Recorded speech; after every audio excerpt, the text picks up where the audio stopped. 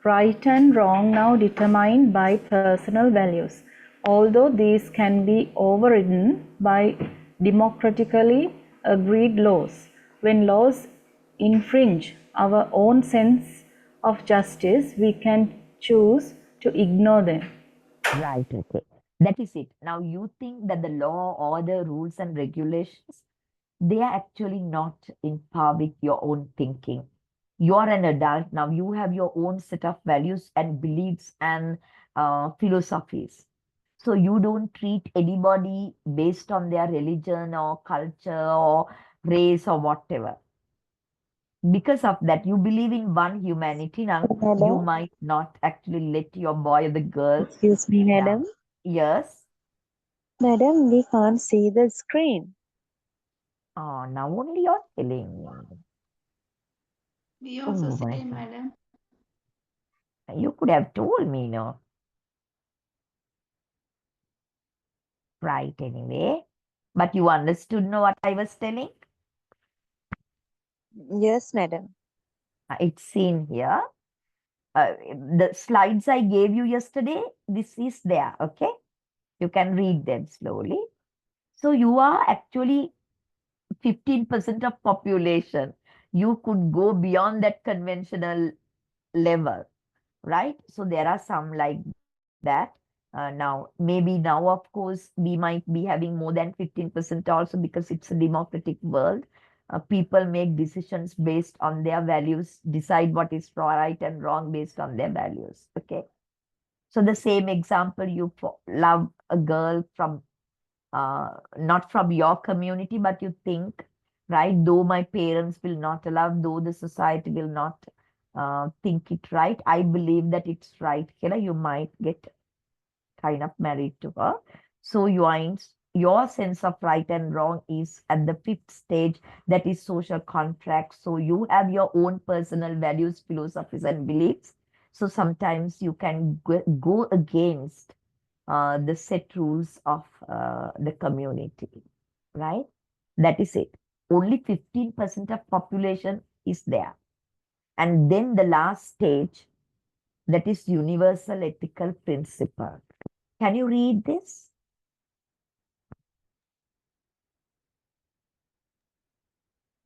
We now live in accordance with deeply held moral principles, which are seen as more important than the laws of the land. Yeah, it is actually now, for example, I don't know whether this is really absurd. Now, um, gay marriages, lesbianism, living together. They are actually new concepts, and it is actually putting the order topsy-turvy. All will not actually be bold and dare to do those things. But we can see there are some people, they think living together is morally right. There's nothing wrong in it, and they will actually start doing that. Thinking after getting married and having children, if they are not matching, then you can't get divorced and your life will be a suffering thing, right? Like that, right? I know of a young couple, they're very nice people, right? Doing good jobs, professionals, but they don't raise children. They're married, but they don't raise children. So they have their own thinking. They are actually total deviation from the set patterns, but they adhere to them because when it comes to decide what is wrong and what is right, they are in the sixth stage universal ethical principle. Okay, that transgender, no, I know, I have a student of mine. Okay, very recently I met him, but I have seen that on Facebook and YouTube that he's an activist here. So he has undergone this change, gone for an operation and all that, and they are bold enough to do that. So they think living my life is my right. That is the right thing to do. So that is actually kind of an average person can't do that, actually speaking. So they are doing. They are in their sense of right and wrong is at the sixth stage. So with that, it is 9:26. I think we can stop for the day. Tomorrow also you are having a lecture. Pavela tati danne. at a stretch. This is the third day, and tomorrow is off. And then after that, we have a break, no? Yes, ma'am. Yeah. Tomorrow, we will be able to finish the Unit 2, Lifespan Development, and start Unit 3 as well. We have two more theories to discuss. That is Sigmund Freud's psychosexual development of personality development, and then psychosocial development by Eric Erikson. Psychosocial development is how social development happens and all that. No, actually the personality development based on social factors, right? We will be discussing the two tomorrow, and we'll start third unit. And tomorrow also you have to. Tomorrow we don't have, madam. Day Sorry? after tomorrow. According to the Day timetable, after. madam, we don't have lessons tomorrow. Ah, that is good. Maybe I'm mistaken then. Okay, Yes, okay. it's We are 14, meeting on 10, 14. Tuesday, Day right? after tomorrow we have. Ah, right. Okay. That is good. It's a break. No, that is really good. නැත්නම් ඔයගලන්ට එපා වෙනවා මාවත් එපා වෙනවා. 13th we don't have. It's on the 14th. No? 14. Right. Yes, Okay. madam. So we have a break tomorrow. That is good. And then hope that you understand what I'm discussing. Yes, If you ma'am. really want, not only the PowerPoint, I have my notes also. I can send. It's too much, no? You don't have to. Discussion is better. Send it. Could you please send me, madam? Yes. I can send, but the thing is, Puta, you don't have to study the those notes for exam purpose, okay? For you to be prepared for the exam, study only the PowerPoint presentations I'm sending. Okay, Because ma'am. you know, then it is too much for you. Then you Yes. will start hating. That is why I give you notes, which is very useful for your exam purpose only. Then you can study them because it's not very many, right? That is why I'm sending. Ma'am, those notes will be useful for the assignment-based writing? That, of course, I have not yet discussed the assignment with you. I will actually talk to you about the assignment the day after, and which are not. That is the thing. If I send you those things, you will actually tempted to, because you might think, I need to read them also. Okay, then when it comes to exam time, nothing is perfectly read.